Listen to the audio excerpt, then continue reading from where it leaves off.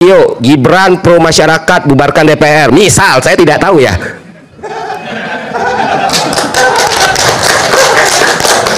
Saya percaya. Nah, itu apakah cuma sekali video yang naikin Gibran dan bubarkan DPR?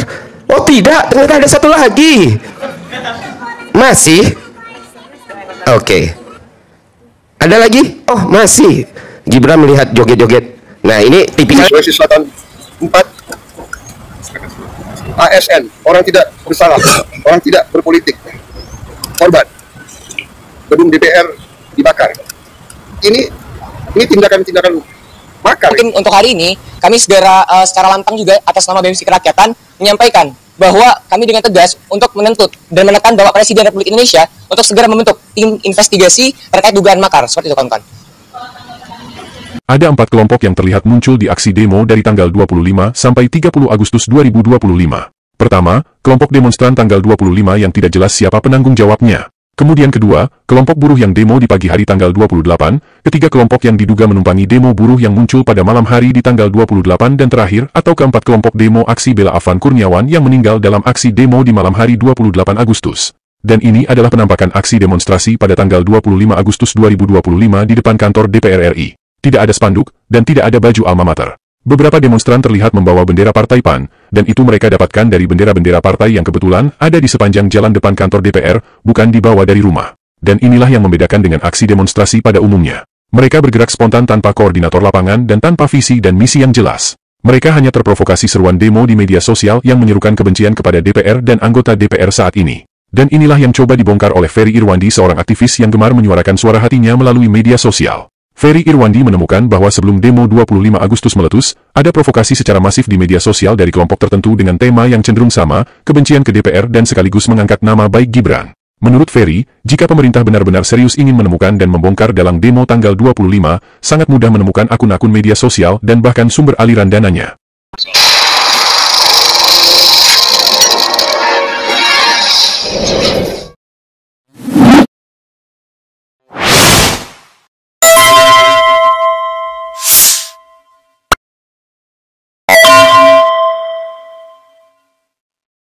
Sekarang kita bisa track bareng-bareng dari mana isu 25 Agustus itu muncul. Ada ini sudah nih, beri saya laptop sekarang. Oke. Nanti saya akan minta laptop. Silakan lanjutkan. Nah, lagi sedang dicarikan. Saya akan datangkan laptop nanti. Dan saya nggak perlu pakai scraping atau OSIN untuk mencari tahu by keyword aja. Kalau kita bicara OSIN itu open source intelligence. Iya. Oke. Untuk memahami dari mana sumber data itu muncul. Ya kan? Dan sebenarnya ketika pakai handphone nggak bisa?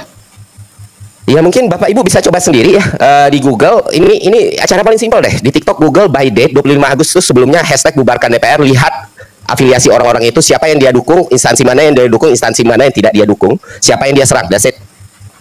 Akun-akunnya. Akun-akunnya simpel kok. Kalau kita ingin mencari tahu, benar-benar mencari tahu, nggak usah pakai kata yang berbunga-bunga atau kata-kata sophisticated lah. Langsung kayak gitu aja udah ketemu kok.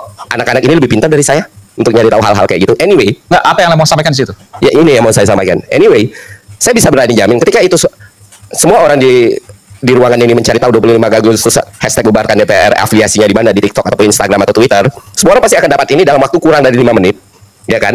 Nah, ketika orang-orang akun-akun ini diperiksa dan mereka bisa tidak terbukti, saya siap menerima konsekuensinya. Hari ini saya di penjara juga nggak masalah.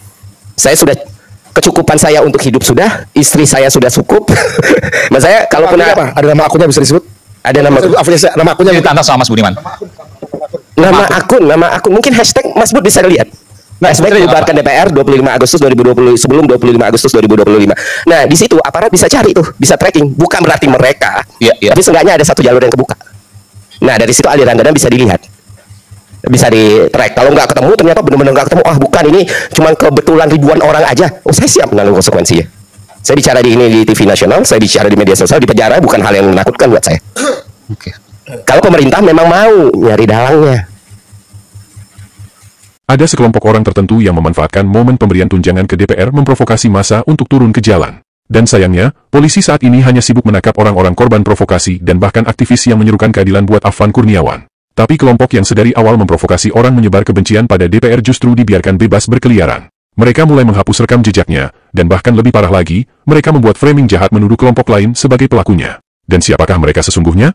Berikut Ferry Irwandi menunjukkan cara mendeteksi kelompok ini berdasarkan unggahan hashtag yang masif di tanggal 25 dan hari-hari sebelumnya. Oke, tadi saya janji untuk memberikan Bung Ferry ini laptop, ya, notebook ya. Silakan Bung Ferry, sampaikan apa yang ingin Anda sampaikan, dan tentu nanti kita bicara soal bagaimana kemudian menjawab itu. Yang mau saya sampaikan adalah kalau mau mencari dalang ya tinggal hashtag aja di TikTok bubarkan DPR. Semua postingan di tanggal 25 kita tinggal lihat kemana arahnya. Misalnya satu video ini. Satu video, ini kan tanggal 25. Ini kan it's not a rocket science gitu loh. Untuk nyari misalnya ini video Gibran pro masyarakat bubarkan DPR. Misal, saya tidak tahu ya.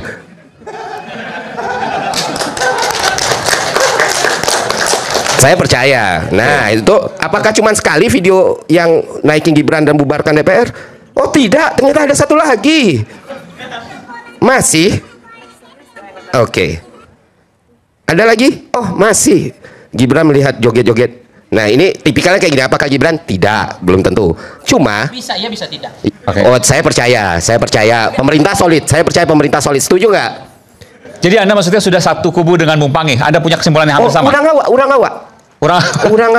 Yang Anda temukan? Yang saya temukan videonya sama sih ya. DPR hampir satu suara? Bubarkan DPR. Polanya sama. Pakai bola, pakai ini one piece gitu.